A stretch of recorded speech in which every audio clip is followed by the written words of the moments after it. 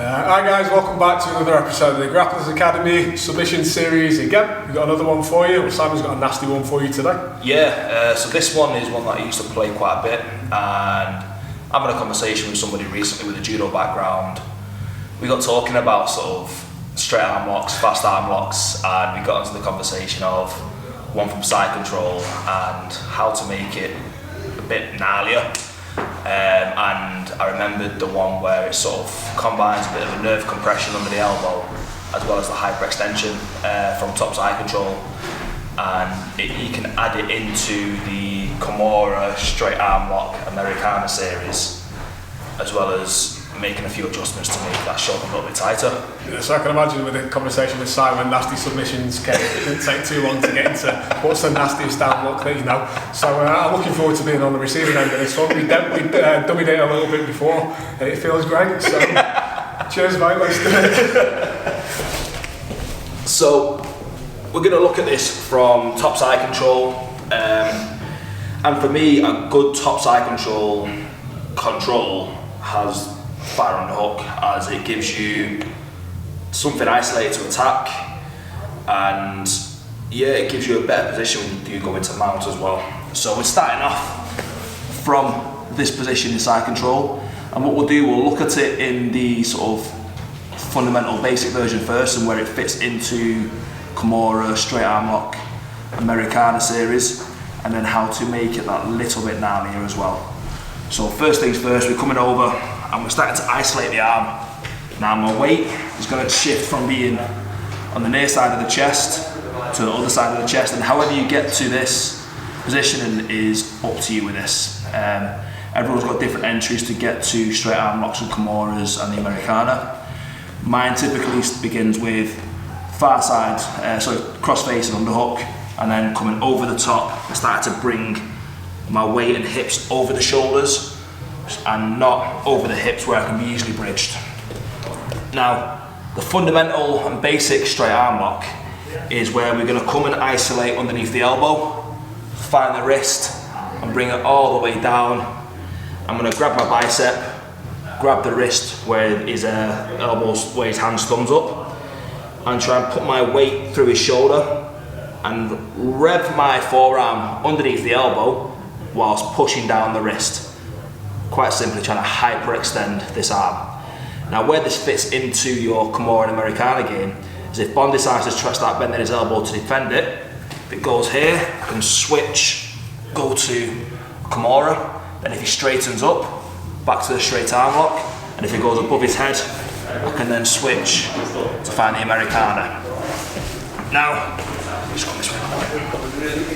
Now to make this that little bit gnarlier, is once we've got this arm isolated, we've come over the top of the head, rather than coming straight over and bringing the arm 90 degrees away from the torso, we're going to bring the elbow above the head, and whilst doing this, I'm going to bring my shin and knee over the hips.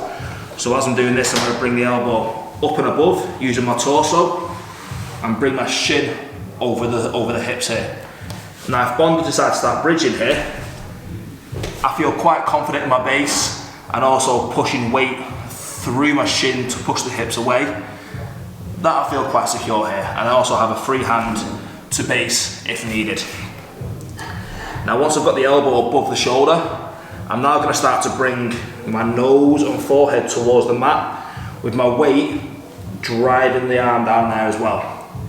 Now once we get down, my far hand is going to find the wrist, and what I'm going to do, I'm not going to try and find the elbow, I'm going to come just before the elbow, as there is a nice little nerve that runs on the inside here, and we're going to use the blade of our wrist just underneath the thumb, so we're going thumbs up, to add a little bit of compression to that as we're trying to hyperextend the arm, so it goes a little bit faster and a little bit nastier.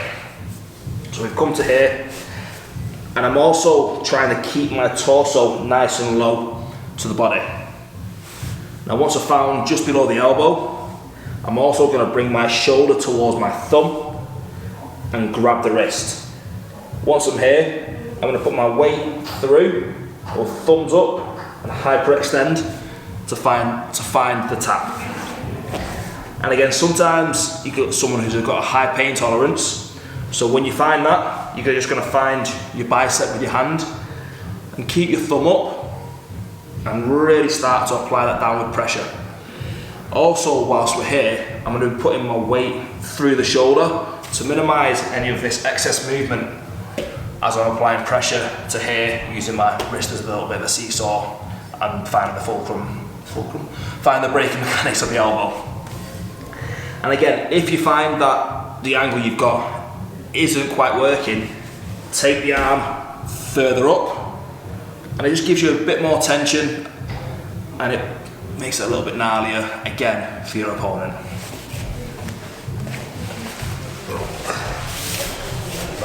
He's been very nice on that. That was very tight, and like a lot of the pressure that you were taking away by coming up the shoulder, stretching my arm out and keeping the weight on top of me made that like nasty pretty quick. Yeah. It's uncomfortable. Like I don't even think somebody with a high pain tolerance on that one's gonna hold out too long. So as he quite rightly said, a nice gnarly armbar. No, definitely. And make sure you hit us up on all the socials. Bonafide PT, coached by Si, the Grapplers Academy across everything.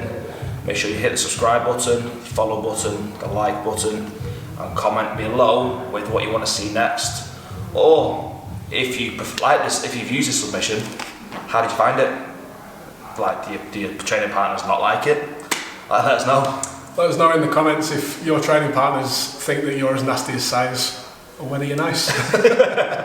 See you next week, guys. Peace.